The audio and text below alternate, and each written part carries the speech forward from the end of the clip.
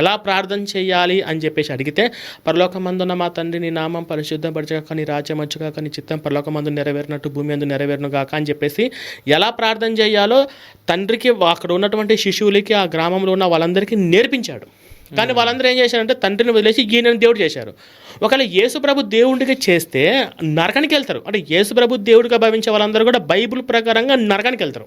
Okay. ఎందుకంటే పాత నిబంధన గ్రంథంలో ఒక చోట ఉంటుంది, అది కూడా ద్వితీయోపదేశకాండం 13 వచనాలు బాగా పరిశీలిస్తే, నేను రిఫరెన్స్ కూడా ఇస్తున్నాను, సామాన్య క్రైస్తవులు ఎవరైనా బైబిల్ తీసి చదవచ్చు.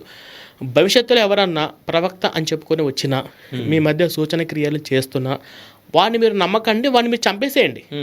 ఎలా అయినాగా నీ దేవుడైన యెహోవా నేనే, మీరు నన్ను పరిపూర్ణ హృదయంతో మీరు నన్ను పూజిస్తున్నారా లేదా నేను మీకు పరీక్ష పెడుతున్నాను అంటాడు. యేసు ప్రవక్త అని చెప్పుకొని వచ్చాడు.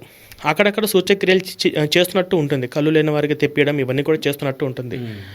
ఇలా అటువంటి వారిని చంపండి అని స్పష్టంగా ఉంటే, వీళ్ళు అది వదిలేసి ఆ యెహోవాని వదిలేసి, అసలు మొట్టమొదటి ఆజ్ఞనే అది, నీ దేవుడైన యెహోవా నేనే, నేను తప్ప వేరొక దేవుడు ఉండకూడదు, పైన ఆకాశం అందా కానీ కింద భూమి అందా కానీ భూమి కింద నీళ్ళు అందా కానీ ఏ విగ్రహ రూపంలో కూడా మీరు వేరే ఏ దేవుని కూడా పూజించకూడదు, వాటి యందు సాగిల పడకూడదు అని చెప్పేసి యెహోవా చెప్పినట్టు ఉంటే, వీళ్ళు ఆ యెహోవాని వదిలేసి ఆ ఆజ్ఞలన్నీ వదిలేసి ఈ యేసు దేవుడు చేసేశారు.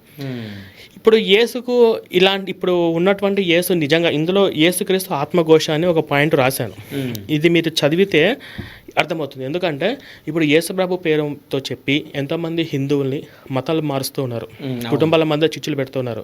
మొన్న ఈ మధ్య రీసెంట్గా బఫేస్ట్ అనే పాప చనిపోయింది. 40 ఏండ్లు ఫాస్టింగ్ పేరు, దేవుడు ఏదో స్వస్థతలు చేస్తానని చెప్పేసి. ఇవన్నీ కూడా ప్రత్యక్షంగా యేసు ప్రమేయం లేకపోయినా పరోక్షంగా ఆయన ప్రమేయం ఉంది. కాబట్టి ఆయన నిజంగా ఆత్మ ఉంటే ఈ పాస్టర్లు చేసే అరాచకాలు చూసి మొట్టమొదటి బాధపడి కన్నీరు పెట్టి ఏడ్చేది యేసుక్రీస్తే.